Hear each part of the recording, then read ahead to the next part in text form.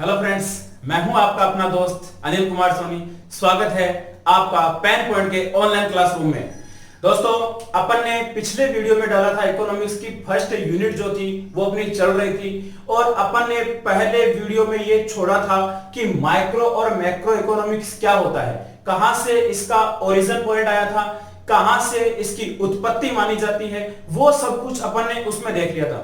जैसा कि मैंने कहा था कि अपन नेक्स्ट वीडियो में माइक्रो और मैक्रो इकोनॉमिक्स के डिफरेंस के बारे में देखेंगे। जी बच्चों, आप देख रहे होंगे कि बोर्ड पे मैंने लिखा है माइक्रो और सेकंड लिखा है मैक्रो। मैं आप लोगों को बता देना चाहता हूं, ये जो टॉपिक है आपके एग्जाम के दृष्टिकोण से बहुत ज्यादा इंपॉर्टेंट होने वाला है। क्यों? क्योंकि यहां से एक क्वेश्चन श्योर बनता है कि दोनों के बीच में डिफरेंस क्या, what is the difference between macro economy and micro economy. इन दोनों के बीच की बात की जाएगी यहां पे, ठीक है।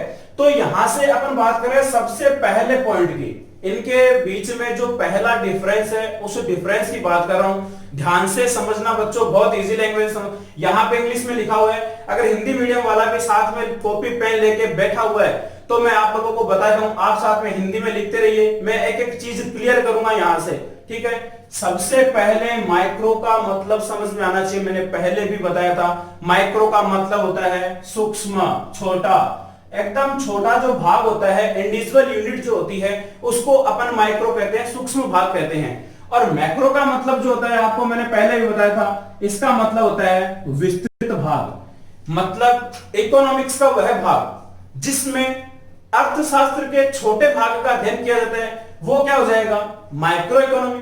और जिसमें संपूर्ण इकोनॉमी, होल इकोनॉमिक्स का जिसमें अपन अध्ययन करते हैं उसको अपन क्या कह देंगे, मैक्रो इकोनॉमिक्स कह देंगे, ठीक है। तो इसका जो पहला डिफरेंस है, देखो बच्चों, यहां से मैं एक एक बात धीरे धीरे समझाऊंगा, डरने की जरूरत नहीं है, एक एक चीज समझ में आएगी आराम से। आप अगर चैनल पे नए हो तो चैनल को सब्सक्राइब कर दें, शेयर कर दें, ताकि ज्यादा से ज्यादा बच्चों के पास में टॉपिक पहुंच जाए। लेट मत कीजिए बच्चों। देखिए पहला पॉइंट यहां पे लिखा हुआ है, it deals with the economics issues related to single unit of an economy. बच्चों ये जो बात ना, इसी पे फोकस करनी है, ध्यान से सुनना। सिंगल यूनिट मतलब यहां पे अगर मैं लिख दूं इंडिविजुअल यूनिट, मतलब जो माइक्रो इकोनॉमी है, सूक्ष्म अर्थशास्त्र जो है वो सिंगल यूनिट्स का अध्ययन करती है, इंडिविजुअल यूनिट्स का अध्ययन करती है, व्यक्तिगत इकाइयों का अध्ययन करती है। किसका? व्यक्तिगत इकाइयों का अध्ययन किसमें किया जाता है, माइक्रो इकोनॉमिक्स में किया जाता है। समझ में आ रही है ना? तो सीधी सी बात क्या हो गई, माइक्रो इकोनॉमी वह अर्थशास्त्र है जिसमें व्यक्तिगत इकाइयों का अध्ययन किया जाता है, इंडिविजुअल यूनिट्स का अध्ययन किया जाता है। वो कौन सा हो जाएगा अपने लिए, माइक्रो इकोनॉमिक्स हो जाएगा। तो सीधी सी बात है यार, मैक्रो का क्या हो जाएगा, जिसमें संपूर्ण इकोनॉमी का अध्ययन किया जाता है वो क्या हो जाएगा, मैक्रो इकोनॉमी। देखते हैं लिखा क्या हुआ है, it deals with the economic issues related to whole economy. देखो जी, मैंने जैसा कहा था वैसा ही चल रहा है। होल इकोनॉमी मतलब संपूर्ण अर्थशास्त्र की बात कर रहा है। अगर देखो होल संपूर्ण अपने आप में वर्ड विस्तृत है, और मैक्रो का मतलब भी क्या होता है, विस्तृत होता है। तो यहां से अपन को सीधा सीधा क्लियर होता है, ऐसी अर्थशास्त्र जिसमें क्या किया जाता है, संपूर्ण भाग का अध्ययन किया जाता है, उसको अपन क्या कह देंगे, मैक्रो इकोनॉमिक्स कह देंगे। तो यहां से दो डेफिनेशन क्लियर हो गई है बच्चों आप लोगों को। माइक्रो की हो गई जिसमें व्यक्तिगत इकाइयों का अध्ययन किया जाता है, उसे माइक्रो इकोनॉमिक्स यानी कि सूक्ष्म अर्थशास्त्र कहते हैं। और यहां पे अपन क्या कह देंगे, मैक्रो को क्या बोल देंगे, समष्टि अर्थशास्त्र बोल देंगे, या अपन विस्तृत अर्थशास्त्र बोल देंगे, ठीक है।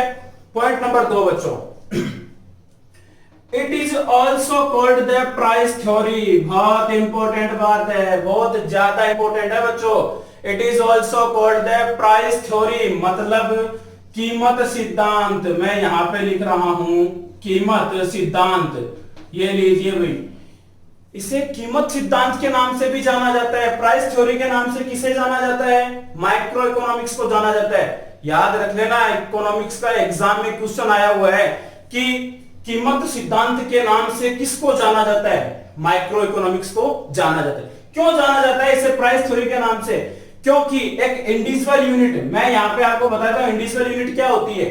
जैसे एक फर्म है, एक उत्पादक है, एक उपभोक्ता है, अगर इंग्लिश में बात अपन करें, फर्म को फर्म बोल देंगे, उत्पादक को प्रोड्यूसर बोल देंगे और उपभोक्ता को क्या बोल देंगे, कंज्यूमर बोल देंगे। ये जो सब है ना वो क्या है, एक इंडिविजुअल यूनिट है, ठीक है। और इनमें सब में क्या होता है, कीमत का रोल होता है, प्राइस का रोल होता है। एक उपभोक्ता भी ये चाहता है कि वो कम से कम कीमत पर अधिकतम संतुष्टि प्राप्त करे, एक उत्पादक भी ये चाहता है कि कम से कम प्राइस पर वो अधिकतम उत्पादन करे, मैक्सिमम प्रोडक्शन करे, और एक फर्म भी ये चाहती है कि वह एक सामान्य कीमत स्तर पर अपना अधिकतम लाभ प्राप्त करे, ठीक है बच्चों। इसलिए इसको क्या कहा जाता है, प्राइस थ्योरी के नाम से भी जाना जाता है, कीमत सिद्धांत के नाम से भी जाना जाता है। आप अगर कॉपी पेन लेके बैठे हो तो लिखते रहे साथ में, कीमत सिद्धांत के नाम से किसको जाना जाता है, माइक्रो इकोनॉमिक्स को, ठीक है। हिंदी में क्या बोलेंगे, व्यष्टि अर्थशास्त्र। कोई दिक्कत वाली बात नहीं है। देखो भाई, तो इसको किस नाम से जाना जाता है, देखना, it is also called the general income and employment theory. याद रख लेना भाई, बहुत काम की बातें चल रही है, काम की बातें, इसलिए एग्जाम में क्वेश्चन ही ऐसे उठते हैं, ठीक है। तो इसका मैक्रो का दूसरा नाम क्या हो गया, general income and employment theory, सामान्य आय एवं रोजगार का सिद्धांत। सामान्य आय व रोजगार का सिद्धांत, हिंदी वाले भी साथ में लिखते जाए भाई।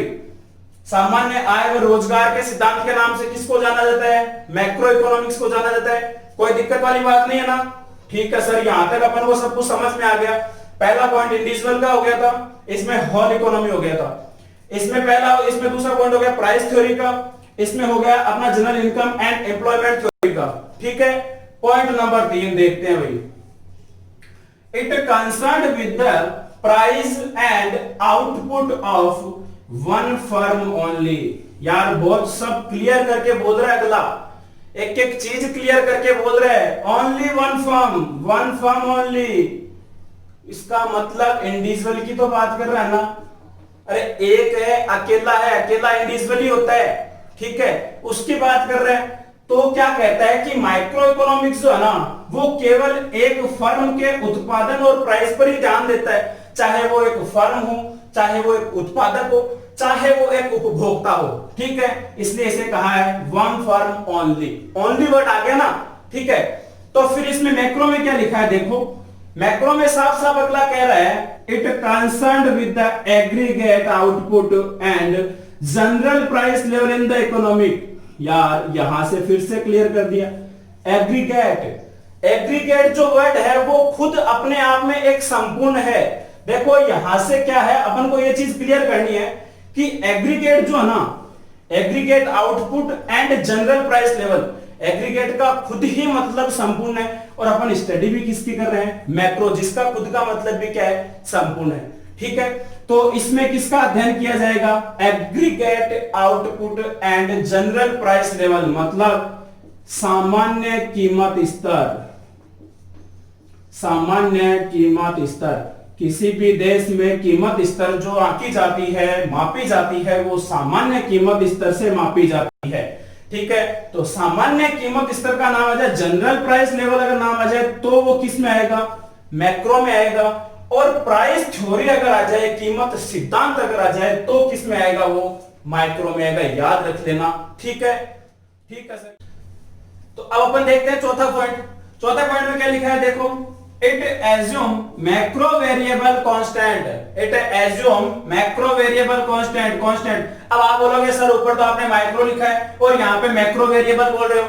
कांस्टेंट का मतलब होता है स्थिर। इसमें ये बोलना चाह रहे हैं कि जब आप माइक्रो इकोनॉमिक्स की स्टडी कर रहे हो, सूक्ष्म अर्थशास्त्र का अध्ययन कर रहे हो, व्यष्टि अर्थशास्त्र का अगर अध्ययन कर रहे हो, तो आपको मैक्रो वेरिएबल जो भी है, जितने भी इसके वेरिएबल है, तत्व है, उनको क्या मानना पड़ेगा, स्थिर मानना पड़ेगा, कांस्टेंट मानना पड़ेगा। मतलब सीधी सी बात याद रख लो ना यार, माइक्रो में तो मैक्रो वेरिएबल कांस्टेंट रहेंगे, और मैक्रो में कौन से वेरिएबल कांस्टेंट रहेंगे, माइक्रो वेरिएबल कांस्टेंट रहेंगे। समझ में आ रहा है ना, मतलब व्यष्टि में तो कौन से रहेंगे, समष्टि जो चर है वो कांस्टेंट रहेंगे, स्थिर रहेंगे, और समष्टि में जो रहेंगे वो कौन से चर स्थिर रहेंगे, व्यष्टि चर स्थिर रहेंगे, ऑपोजिट है एक दूसरे का, ठीक है, समझ में आ जाएगी। तो यहाँ पे it assumed macro variable constant, मतलब सूक्ष्म ये बोल रहे हैं सूक्ष्म जो चर है उनको क्या माना जाएगा, स्थिर माना जाएगा। किसमें, समष्टि अर्थशास्त्र में। ठीक है, अरे सिंपल सी बात बता रहा हूं, व्यष्टि में तो क्या रहेंगे, समष्टि के चर स्थिर रहेंगे, और समष्टि में जो है वो क्या रहेंगे, व्यष्टि के चर स्थिर रहेंगे। समझ में आ रही है ना? हाँ, छोटी सी बात है, कोई ज्यादा बड़ी बात नहीं है। ठीक है, आगे पॉइंट नंबर 5 क्या बताना चाह रहा है, ये बोला है कंपोनेंट्स, मतलब इसके जो एग्जाम्पल है, इसके जो अध्ययन के क्षेत्र है, इसमें कौन सी बातों का अध्ययन किया जाता है वो बता रहा है। एग्जाम्पल क्या है देखो, लेके इसमें सबसे पहले हो रहा है ए कंज्यूमर्स बिहेवियर, मतलब एक उपभोक्ता का व्यवहार। मैंने पहले ही पॉइंट में क्लियर किया था कि इंडिविजुअल यूनिट्स का अध्ययन किया जाता है। इंडिविजुअल यूनिट्स में एक उपभोक्ता भी इंडिविजुअल है, एक उत्पादनकर्ता भी इंडिविजुअल है, और एक फर्म भी इंडिविजुअल है। ठीक है, इसमें अपन ये देखेंगे कि उपभोक्ता जो है, कंज्यूमर जो है, वो किस प्रकार से बिहेव करता है। मतलब अगर प्राइस जो होती है, प्राइस में अगर इंक्रीज हो जाए और डिक्रीज हो जाए तो उसकी डिमांड पर क्या इफेक्ट पड़ेगा, उस सब का जो अध्ययन है वो किसमें किया जाएगा, ए कंज्यूमर्स बिहेवियर वाली यूनिट में किया जाएगा। ठीक है, उसके बाद में बोल रहा है ए प्रोड्यूसर्स बिहेवियर, एक उत्पादक का व्यवहार। उत्पादक का व्यवहार मैंने बताया था कीमत से प्रभावित होता है। प्रत्येक उत्पादनकर्ता ये चाहता है कि कम से कम कीमत पर अधिकतम उत्पादन करे। ठीक है, तो इसमें ये सोचेगा कि जो आपका डिमांड सप्लाई का जो रोल है वो किस प्रकार से काम करता है, एक प्रोड्यूसर जो होता है उसका व्यवहार किस प्रकार से काम करता है, वो सारी चीज किसमें स्टडी की जाएगी, वो की जाएगी ए प्रोड्यूसर्स बिहेवियर। इसको बोलते हैं अपन उपभोक्ता का व्यवहार। मैं हिंदी वालों के लिए लिख देता हूं उपभोक्ता का व्यवहार, और यहां पे बोलेंगे उत्पादक का व्यवहार। ठीक है भाई, आप आराम से वीडियो को, मैं धीरे धीरे बोल रहा हूं, समझ में आने वाली बात है, वीडियो को रोक के भी आप अपना लिख सकते हो और चाहे तो मेरे साथ में लिख सकते हो। ठीक है, फिर इसका जो कंपोनेंट्स है वो देखो कौन से हैं। इसमें कंपोनेंट्स में पहला है नेशनल इनकम। मैंने पहले वीडियो में बताया था आपको राष्ट्रीय आय की अवधारणा। अरे राष्ट्रीय आय, अब देखो भाई, राष्ट्रीय आय इंडिविजुअल तो हो ही नहीं सकती, एक व्यक्तिगत इकाई तो हो ही नहीं सकती। क्यों? क्योंकि सभी व्यक्तियों से मिलकर ही एक राष्ट्र का निर्माण होता है, और राष्ट्र की आय का निर्माण भी कैसे होगा, समस्त व्यक्तियों की आय को जोड़कर ही एक राष्ट्र की आय का निर्माण होता है। इसलिए इसका अध्ययन किसके अंतर्गत किया जाता है, मैक्रो इकोनॉमिक्स के अंतर्गत किया जाता है, विस्तृत अर्थशास्त्र के अंतर्गत किया जाता है, समष्टि अर्थशास्त्र के अंतर्गत किया जाता है। ध्यान रख लेना, नेशनल इनकम का अध्ययन किसके अंतर्गत किया जाएगा, मैक्रो के अंतर्गत किया जाएगा। बड़ा भाग है, छोटा सा तरीका याद रख लो, छोटी छोटी चीजें किसमें आएगी, एक माइक्रो में आएगी, बड़ी बड़ी बातें किसमें आएगी, मैक्रो में आएगी। ठीक है ना? अब जैसे मैं आपको कहूं कि रोजगार का सिद्धांत या रोजगार की अवधारणा किसमें आएगी। अब आपको पता है रोजगार एक बहुत बड़ी समस्या, बेरोजगारी जो समस्या है बहुत बड़ी समस्या है, तो उसका जो अध्ययन है बेरोजगारी, रोजगार का जो है किसमें किया जाएगा, मैक्रो के अंतर्गत किया जाएगा। समझ में आ रही है ना आपको? ठीक है, अब इसकी देखो जो नेक्स्ट पॉइंट है वो बता रहा है, नेक्स्ट पॉइंट में क्या है, सेविंग फॉर बेनिफिट, सॉरी यहां पे लिखा है savings beneficial for micro. Savings are beneficial for micro, मतलब क्या है इसका हिंदी में समझो आप। ये बोल रहा है कि बचत जो है व्यष्टि के लिए लाभकारी है। मतलब अगर कोई एक व्यक्ति अगर बचत कर रहा है, सेविंग कर रहा है, वो एक स्तर पर सही है, लेकिन अगर उसी को saving is not beneficial for macro, ये बोल रहा है कि सेविंग्स जो है ना वो मैक्रो के लिए बेनिफिशियल नहीं है, अलाभकारी है। क्योंकि अगर सभी व्यक्तियों के दृष्टिकोण से देखा जाए तो बचत होना लग जाए, या देश में सभी व्यक्ति अगर बचत पे ही ध्यान देने लग जाए तो उससे क्या होगा, उससे जो देश का विकास है वो थोड़ा सा रुक सा जाएगा। इसलिए कहा जाता है कि माइक्रो के लिए जो बचत है वो बेनिफिशियल है और मैक्रो के लिए जो बचत है वो बेनिफिशियल नहीं है। ठीक है, इस चीज का अपन को ध्यान रखना है।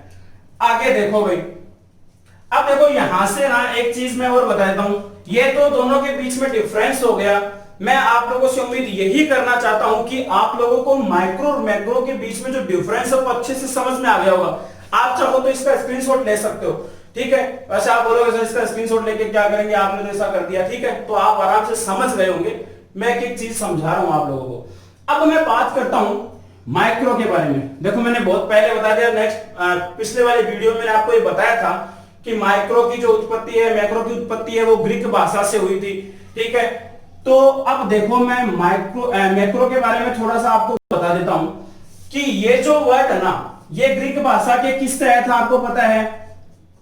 मैक्रोस से आया था, ठीक है। और ये ग्रीक भाषा के किससे आया था?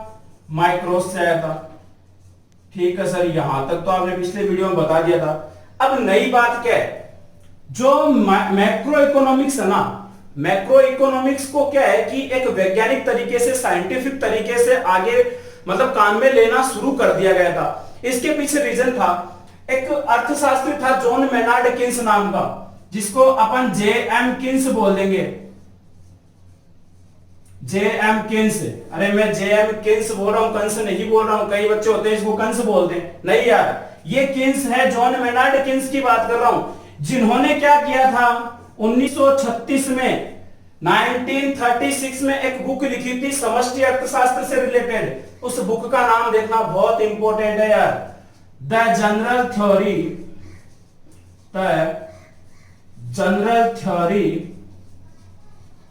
ऑफ एम्प्लॉयमेंट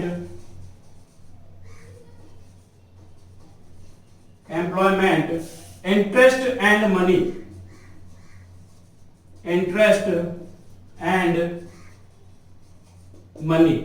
ये एक पुस्तक थी जो किसके द्वारा लिखी गई थी? J.M. किन्स के द्वारा लिखित पुस्तक का नाम क्या है? The general theory of employment interest and money.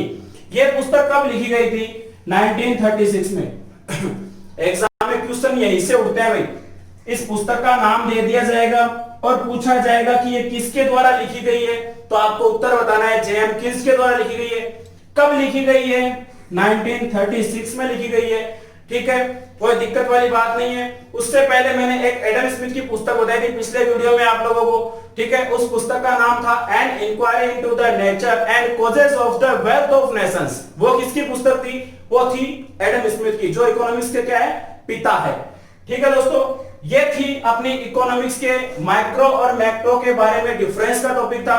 उम्मीद करता हूं दोस्तों आपको मेरा वीडियो पसंद आया। अगर वीडियो पसंद आया है तो लाइक करें, शेयर करें और ज्यादा से ज्यादा चैनल को सब्सक्राइब करें। थैंक यू दोस्तों।